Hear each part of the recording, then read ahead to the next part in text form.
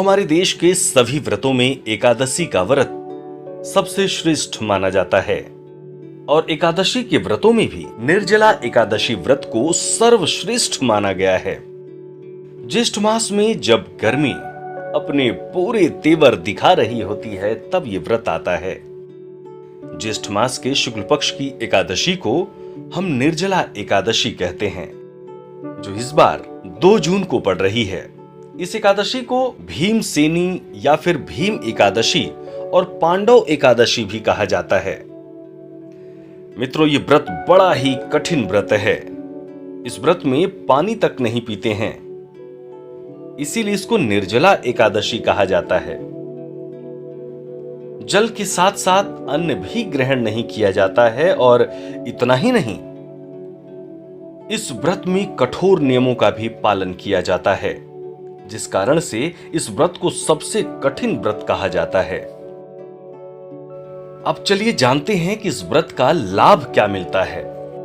मान्यता के अनुसार निर्जला एकादशी का व्रत जो भी व्यक्ति रखता है उसे 24 एकादशी के व्रतों के बराबर पुण्य मिलता है। इस व्रत को पूर्ण करने से भगवान विष्णु प्रसन्न होते हैं और उनकी कृपा सहज ही भक्तों को प्राप्त हो जाती है।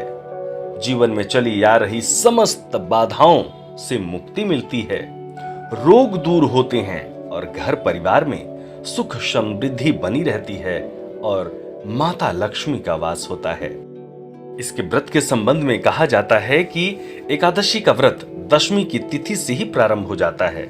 इस व्रत में सूर्योदय से लेकर अगले दिन द्वादशी तिथि के सूर्य उदय तक जल और भोजन ग्रहण नहीं किया जाता है।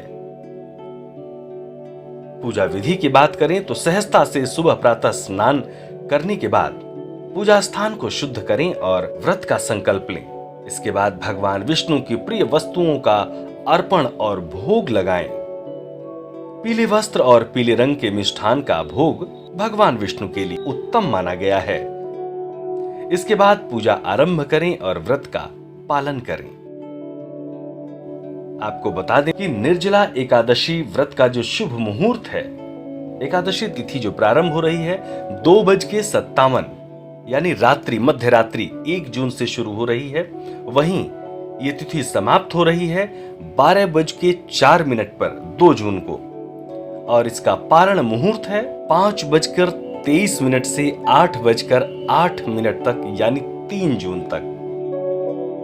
हम कामना करते हैं एकादशी व्रत का पूर्णतः फल आपको प्राप्त हो और भगवान विष्णु की कृपा आप पर, आपके परिवार पर बनी रहे और आप नित नई ऊंचाइयों को छुएं और जीवन में तरक्की के नए नए आयाम स्थापित करें।